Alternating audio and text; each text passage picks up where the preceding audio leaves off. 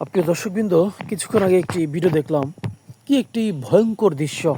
এক ছেলে সচিব, এক ছেলে বিশ্ববিদ্যালয়ের প্রফেসর, আরেক ছেলে কানাডা প্রবাসী। সমাজের চোখে সবাই প্রতিষ্ঠিত, সবাই সফল।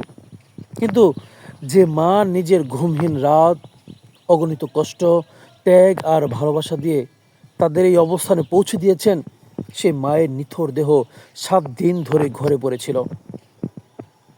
লাশ পচে দুর্গন্ধ ছড়িয়েছে। প্রতিবেশী দুর্গন্ধের এই ছাপ পেয়ে পুলিশে খবর দেয়। পুলিশ এসে পোকায় বিল বিল করা হতভাগা মায়ের লাশ উদ্ধার করে। ঈদের দিনও খোঁজ নেওয়ারও কেউ ছিল না। এ কেমন সাফল্য, এ কেমন অর্জন, এ কেমন সন্তান! আজ আমরা বড় হওয়ার প্রতিযোগিতায় এতটাই ব্যস্ত যে যাদের ত্যাগের উপর দাঁড়িয়ে আমাদের এই বড় হওয়া, তাদের প্রতি দায়িত্ব ভুলে যাওয়া, পদবি, অর্থ, সম্পদ, ক্ষমতা কিংবা বিদেশের চাকচিক্য সবই একদিন মাটির সঙ্গে মিশে যাবে।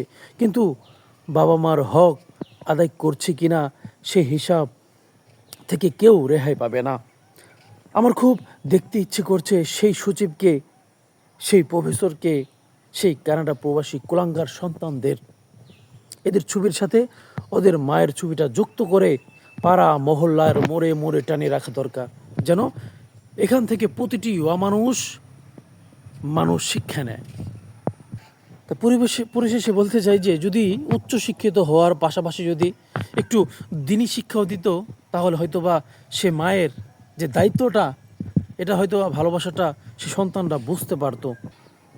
এই যে উচ্চশিক্ষা, এটা কিন্তু গ্রহণ করা অবশ্যই প্রয়োজন আছে, তবে তার সাথে সাথে পরিবারের সামাজিক এবং ধর্মীয় অনুসরণ মেনে চলার মতো শিক্ষা সন্তানকে আমাদের শিক্ষিত করা কিন্তু অতি জরুরি।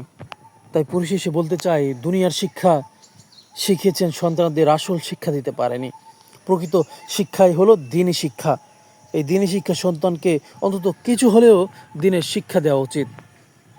এত এত ডিগ্রি দিয়ে কি হবে যদি বড় হলে বাবা মাকে না দেখতে পারে? খুবই কষ্টদায়ক। আল্লাহ সবাইকে হেফাজত করুক, আমিন।